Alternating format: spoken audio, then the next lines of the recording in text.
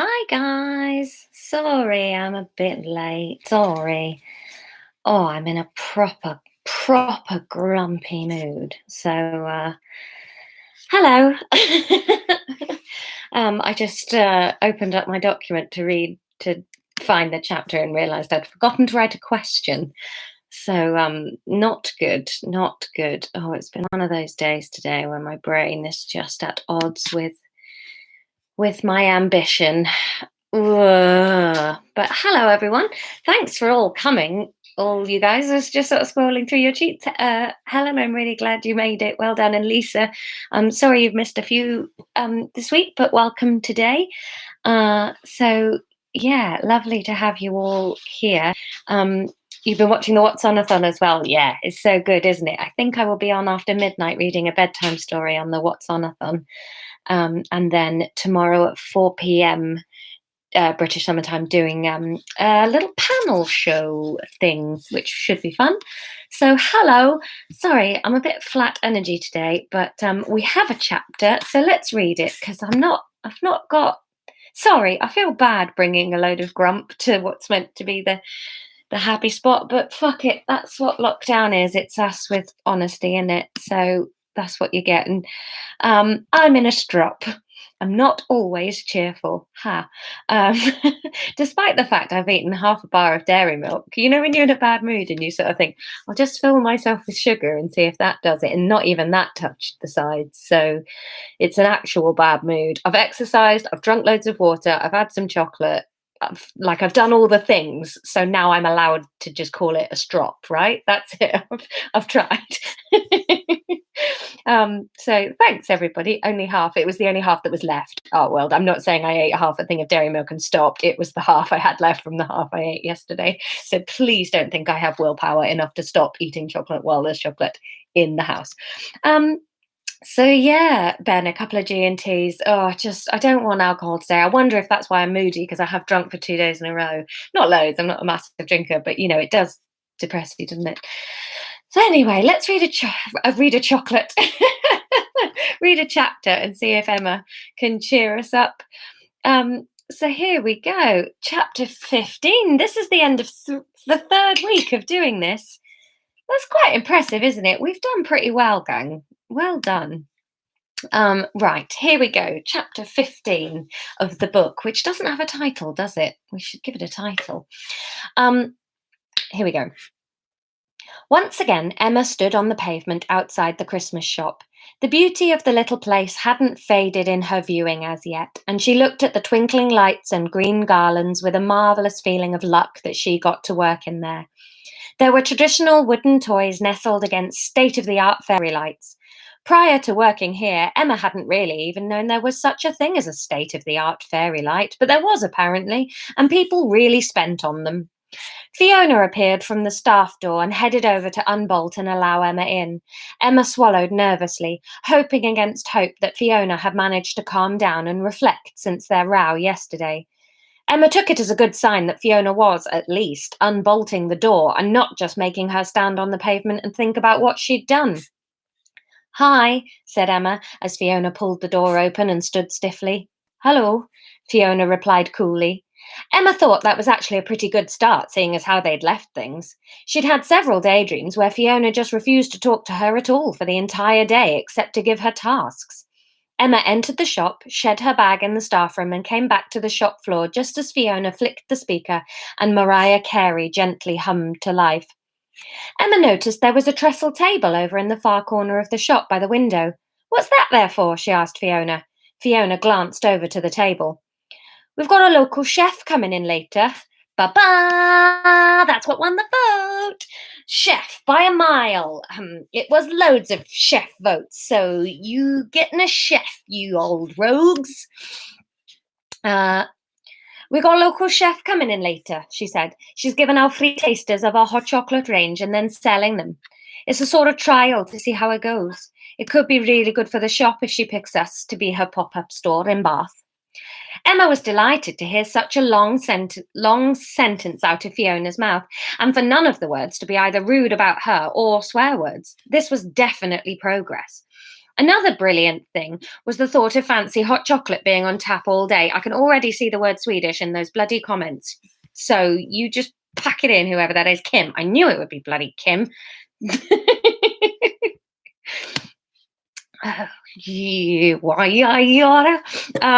Another brilliant, we've read that sentence, haven't we? The only thing that better than that would have been if it had been, let's start this whole sentence again. Another brilliant thing was the thought of fancy hot chocolate being on tap all day. The only thing better than that would have been if it had been a fancy winemaker. What were they called? It was something like the word smellier, but she couldn't remember what. Did you have a good evening? Emma asked Fiona timidly, unsure as to whether or not putting the conversation onto a personal note would melt the thin ice they were already skating on. Not really, said Fiona, sniffing. Emma's stomach took a dive for the floor. It writhed around like a footballer seeking a penalty, and she rubbed it urgently, urging the next words out of Fiona's mouth to not be more fury. I thought quite a lot about what you said, Fiona continued, and I'm sorry I was so rude to you. You were actually being a good friend, to be honest with me, and I didn't want to hear it. I don't want to have to start again. Emma could have cried and sung and hugged Fiona all at once. She didn't do any of them, but she did smile broadly across the empty shop. Okay, she said carefully. I'm really glad you're not so mad at me, but look, maybe I could have found a softer way to say it. I know it wasn't easy to hear, and I'm sorry if I was tactless. Emma actually thought she'd been really tactful, especially for her. If Fiona had taken that conversation badly, then she'd have straight up shot Emma for some of the arse-achingly awful sentences that had come out of her mouth over the years. She felt like it was better to be placatory, though, just to be on the safe side. She looked at Fiona and felt horribly sorry for her. It won't be too bad starting again, she said with a supportive smile. The thing I really realised, said Fiona sadly, was that starting again, right, well, the things I'm going to lose are so shallow. Like the nice cars and stuff, Emma asked. No, not even those. I barely got to really enjoy those because I was always so tense about us getting caught, or if I wasn't tense, then he was, and he was so snappy it wasn't fun. No, the things I'm scared about are... God, this is going to sound so pathetic, but it's having someone to text about things, someone who is the person that jumps into your mind when you first think of things to say to someone. He wasn't even that good to text. He could only reply when he was out of the house and had his other phone, but at least I had someone, even if he was shit. I'm pathetic, but I'd rather have someone who makes me sad than no one at all. Isn't that awful? This time Emma did hug Fiona. She didn't have any choice. Her feet had made the decision and propelled her across the carpet. Before she knew it, her arms were wrapped around Fiona's neck in a fully enveloping hug. She smiled to herself about how the day before she'd wanted to have her arms around Fiona's neck in a very different way. I don't think it's pathetic at all, she told Fiona. I'd be exactly the same. God, I am exactly the same. I gave up an entire life and moved across the country just so I didn't have to change the man I fancied from afar. That's pathetic. Fiona wiped away some of the gentle tears and laughed at Emma. I'm actually not going to argue with you there. Oh, what a pair we are. The bell tinkled over the door and a couple walked in hand, show-offs, muttered Emma so that only Fiona could hear. Fiona laughed again and stretched her professional smile over glittery eyes. Emma smiled too, glad to have the proper Fiona back again. I'm going to go down and finish what I started yesterday in the stockroom, she told Fiona. Oh, no, don't be silly. I shouldn't have even asked you to do that. What an awful cow I was being, protested Fiona. No, I want to, Emma insisted. She really did. About 3 hours into her rage-fueled cleaning session, she had started to really see the difference in the stockroom, and she was determined to finish the job and have the place looking perfect. Mid-chapter break. What are you guys chatting about? Kim, you can use the phrase "ass achingly awful" whenever you want, guys. Oh, you're all happy that you're their friends again. Right, lots of discussion. I mean, you're kind of chatting about whether he's Swedish or Norwegian. Like, if I chose to do one of those accents, you'd be able to tell which one it was. I'm fairly confident you could say Northern Europe, and I would manage to pull an accent out that could be described as any of those by anyone listening. So, oh God. These two could pathetic in the Olympics. They really could. Then they're not strong heroines yet, are they? But they're still going, and that's the main thing. Right, back into the chapter. She'd been in the stockroom for about 90 minutes sorting out boxes and downsizing when she was struck full force with the reminder that she had Simon's phone number just sitting in her jacket pocket waiting to cheer up Fiona. "I'm an idiot," she shouted out loud, and hurriedly fished the paper out of her pocket and dashed up out of the stockroom.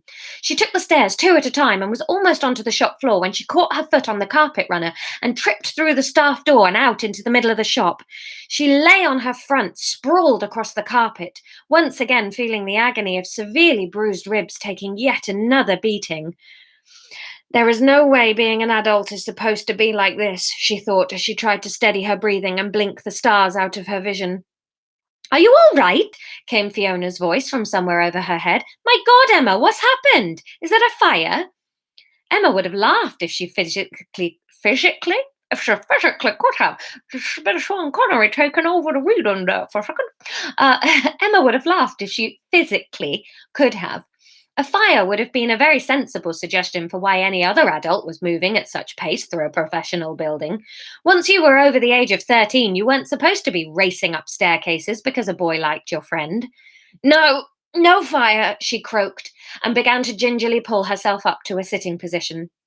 Emma was absolutely horrified to push her hair out of her face and see not just Fiona's face staring back at her, but also that of a stranger. It took her a full second before she realized this must be the chef Fiona had mentioned earlier. "Hi, I'm Emma." She stuck out a hand, and it wasn't until the chef was shaking it that she remembered the hand contained the piece of paper that contained the phone number that contained the possible key to Fiona's future happiness. The chef frowned down at the piece of paper that had come away into her hand. "Nice to meet you," she said, confused. "Is this for me?" "No, we can't have that." Whoa. "I don't know how to do. I'm from Sweden. Is that a Swedish accent? I don't know. Is this any accent? I don't think this is any accent at all." Oh dear. Oh my life. It's my best attempt at Swedish. That's all you're getting. So you guys did this. "Nice to meet you," she said, confused. "Is this for me?" uh, no, said Emma, relieving the woman of the piece of paper. "It's for Fiona. Sorry, I forgot it was in my hand." The woman looked like she thought Emma was completely mad. In fairness, Emma felt completely mad, so it wasn't really a criticism of the chef. "What is it?" asked Fiona. Emma wasn't sure what to say. It didn't feel like she was painting the shop in the best light so far. Surely announcing now in front of this stranger that it was the phone number of a man who wanted to have romantic liaisons with Fiona was not going to stop her assuming she should never have agreed to this trial. Emma looked at Fiona in a panic. "It's just a phone number I was supposed to give you," she said. There wasn't a lie, wasn't the whole truth. "What phone number?" Fiona looked confused. Emma realized she was still sitting on the carpet and that the height difference was not helping her feel like a capable adult woman. She pulled herself to her feet. "It's the number for that giraffe specialist," she said carefully, absolutely delighted with herself for coming up with an answer that got the information across without making the shop seem like a playground. "The giraffe specialist." The Fiona. She's got a title now. She's a drag queen. The Fiona. That's what we call her. Oh dear. The chef and Fiona were in sync with their utter confusion at Emma's response. They gaped at her. "Did you hit your head?" Fiona followed up, clearly very concerned about the gibberish coming out of Emma's mouth. No, I'm fine." Emma briefly wondered if she was fine. "Fee, On Sunday when we met that giraffe guy and he gave us the VIP treatment. This was coming out dreadfully. She was trying to make it sound like they were high flyers, but it was coming out much more like they'd been serviced by a gigolo. High flyers in what? A frantic thought ran through her mind. I don't know. Something to do with giraffes, I suppose, she thought back wildly. But you both work in a Christmas shop, and she knows that. I know, but it could be a giraffe toy supplier or something. There was a total silence in the shop as both the chef, whose name Emma still hadn't managed to wrangle, and Fiona looked at her for some semblance of sense. Simon? Was all Emma managed to get out of her mouth, and thankfully a light of recognition came on in Fiona's eyes. Simon? Why do you have Simon's number? She asked, before turning to the chef and explaining, Anya, Emma and I popped to Bristol Zoo on Sunday and the giraffe keeper let us feed them. I think it must be his number Emma has. Anya, that's her name. There we go, all fixed, thought Emma triumphantly. No, wait, that wasn't the problem, was it? Maybe I did hit my head. Emma ran a hand around her skull, feeling for cracks or evidence of an entire brain sneaking out of a back door. I saw Jack last night, and he said that Simon had caught up with him at the zoo and asked him to give you his number. Emma got the impression from Fiona that it seemed to be okay to be relatively normal around Anya. Of course, relatively normal for Emma was doing a roly-poly through the staff door into the middle of the shop because she was so excited about a phone number. Emma tried her best to do her impression of what she thought normal might be for a successful chef. Oh my goodness! Fiona blushed a very pretty pink. How exciting! No! I'm from Sweden. Hello. I went to Sweden last year. How did they all talk? I don't know. How exciting, said Anya. A romance. I picked a good day to be here. I can't do it, guys. This is the worst accent yet. This is absolutely dreadful. Oh, I've got loads of Swedish friends. Oh, this is hateful, isn't it? What we're going to say is this is a Swedish person that speaks English very badly, all right? And I know that there's no such thing as a Swede that speaks English very badly, but Anya is the one Swede in Sweden that didn't take to English, all right? So, Georgina, she can be Dutch if that's what you think that sounds like. I tell you what, this accent is just she's from wherever you want her to be from, okay? She'll be whoever you want her to be, okay? Anya's accent is a fucking mess. This really caps off my week. I should have tried doing it out loud. How exciting, said Anya. A romance. I picked a good day to be here. I don't know what is happening. Emma liked Anya immediately. She also liked the warm, sweet smell that was coming off the self-stirring pot on the trestle table. That smells delicious, she said to Anya. Might I try some? Of course, said Anya. Although I might get you to work whiskey, just in case.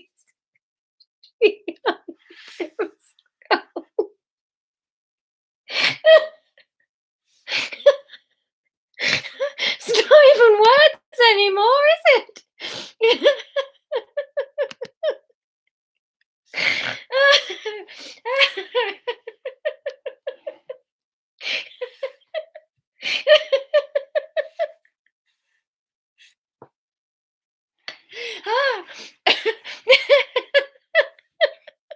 I can't do Swedish. I really can't do Swedish at all.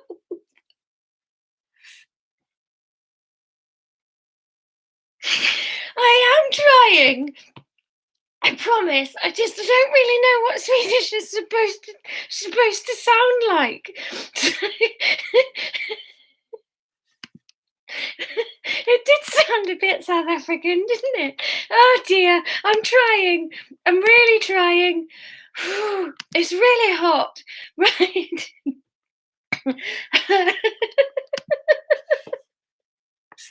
Oh, for God's sake. Right, okay, we're going to have one more run at this sentence. Of course, said Anya. Although, I might get you to run with it without the whiskey, just in case. She eyed Emma's skull, and Emma was not sad at all to have someone watching out for her. I wish I hadn't given Anya so much to say now. Ah. Ah. Will you text him now? Asked Anya. Oh God, now I've got to go back to Welsh. Good God, no, I couldn't. Could I? Asked Fiona. I've only just got his number. He doesn't know that though, said Emma. He gave it to Jack on Sunday. So for all Simon knows, you've had it since Sunday. Emma was really quite proud of herself. For fuck's sake, I don't even know if you can follow the plot. Oh, fanning myself with the insert from my sports bra. That is where we're at, lockdown style, isn't it? Just friggin' crying at a faux Swedish accent. Oh, oh. Oh lordy, right, hang on a minute. I've absolutely lost the plot of what I'm reading. Right, so basically, I'm just going to recap what Anya's saying because it's become quite difficult to actually understand. So Emma's asked Anya for some hot chocolate, and Anya has said yes to hot chocolate, but the one without the whiskey. And then Anya has asked Fiona if if she's going to text Simon back. Okay. Good God, no, I couldn't, could I? Asked Fiona. I've only just got his number. He doesn't know that though, said Emma. He gave it to Jack on Sunday, so for all Simon knows, you've had it since Sunday. Emma really was quite proud of herself for coming to this conclusion. She made a mental check in the not concussed side of the tally in her head. Wouldn't it be cheating if I did? Fiona sounded like a timid teenager. Fuck, here we go again. I'm from Sweden. Hello. What? Do you already have a partner? Anya was in the juicy gossip without a moment's hesitation. There was a really fucking long hesitation, actually. In my head, I thought I'd be able to do Swedish. Emma liked her immediately. She seemed so confident and cool. Does she? Does she seem cool, Emma? She doesn't from where I'm sitting. She seems mangled. Emma and Fiona looked at each other. There was no way Emma would have thrown Fiona under the bus. Oh, God in heaven, I'm tired. There was no way Emma would have thrown Fiona under the bus with Anya by mentioning Norman. She decided to see what Fiona revealed. I have sort of been seeing someone, Fiona said cautiously, and then seemed to take all of that caution and throw it spectacularly into an oncoming breeze. Except he's not exactly single himself. Anya's eyebrows shot up. Goodness me, I picked the right shop to sit up in. I don't know why my mouth gets really like this when I try to do the Swedish. I don't think that's how Swedes talk. I think they've got it's like I think they've all got lockjaw. Move your jaw, Laura, said the actress to the bishop.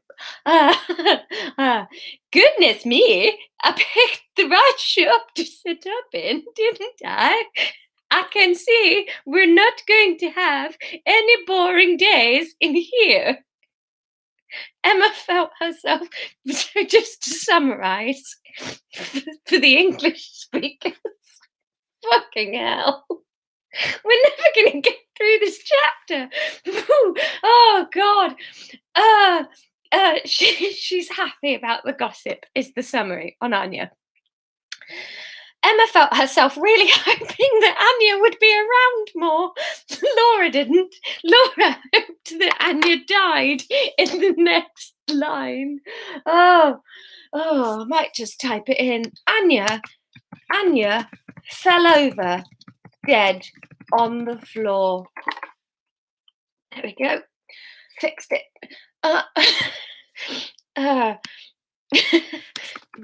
Emma felt herself really hoping that Anya would be around more, not only for the shop's sake, but also for herself and Fiona. It was nice having someone else. So, should I text him? Asked Fiona. Anya and Emma looked at each other and then both shrugged. Do you want to? Asked Emma. I think so, said Fiona. Why wouldn't I? Exactly, said Anya. Why wouldn't you?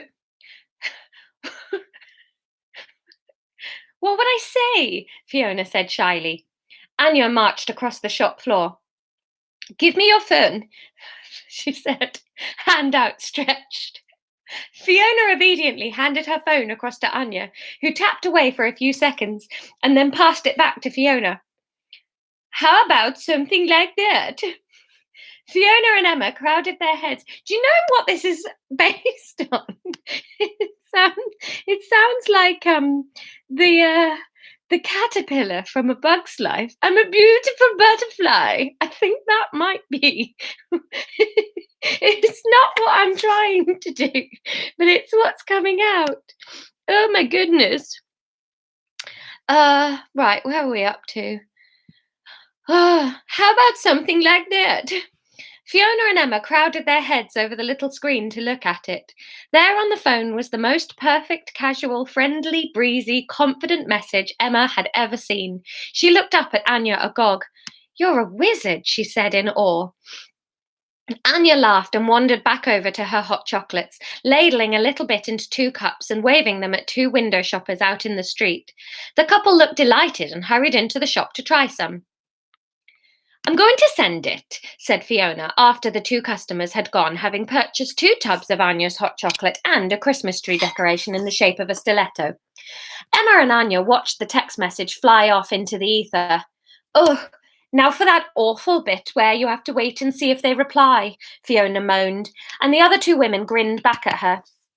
No sooner were the words out of her mouth, though, than Fiona's phone buzzed instantly in her hand. She looked down at it in shock. It's from him, she screeched. Emma felt her heart in her throat and then laughed at how patently teenage the whole day felt. What does it say? She asked Fiona. Would I like to go for a drink tonight? Oh my goodness, I would! I would like to go for a drink tonight. Fiona was beaming from ear to ear. It was infectious, but Emma couldn't help feeling a creepy melancholy sidling into the pit of her stomach as she thought about her own text message to Theo lying unresponded to in her phone. He certainly hadn't wanted to date her within seconds of hearing from her. Right, she said, trying to brush off the jealousy. I'm going to go and get finished downstairs. Be careful, called Anya jokingly. Right, we got there. We got there to the end. Right, whoever it was that first came up with the idea that the fucking chef should be Swedish, you are blocked and barred from the bloody live stream. My stomach hurts now. Well, I think I burned more calories doing that than I did for the run. Well, you've cheered me up, you bunch of barn pots. So thanks for that. Your question, which now I really regret. I regret this really badly because I was thinking, let's write Anya in as a proper character. I was thinking it would be nice to have a female character that had her shit together. So I wrote Anya in. So your question to ponder over the weekend is what do Anya, Fiona and Emma do on the following Sunday? So here's your question. Do you want Anya, Fiona and Emma to go to Anya's restaurant, go to a park, watch a film together, or cook at Emma's house? Those are your choices, so you get to choose. Would you like them to go to Anya's restaurant, go to a park, watch a film together, or cook at Emma's? So there you go. Anya, I wouldn't kill Anya. She's nice, but she just might, all of her speech might be reported.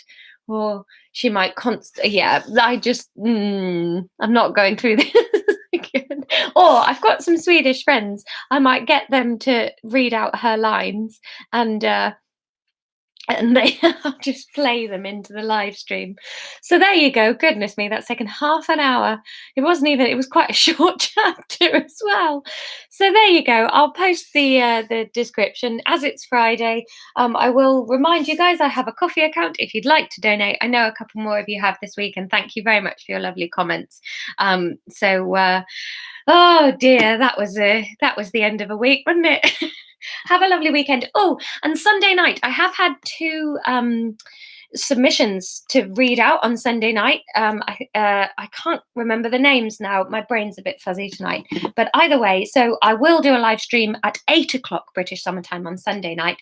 And if anybody else wants to submit something, if you email me at lauralex@gmail.com, you can submit a piece of writing, whatever you want to do. The only caveat is it has to all be in an RP/Somerset accent. There you go then. Thanks for coming along, you lovely people. Take care of yourselves tomorrow night, and I'll see you Sunday. Bye.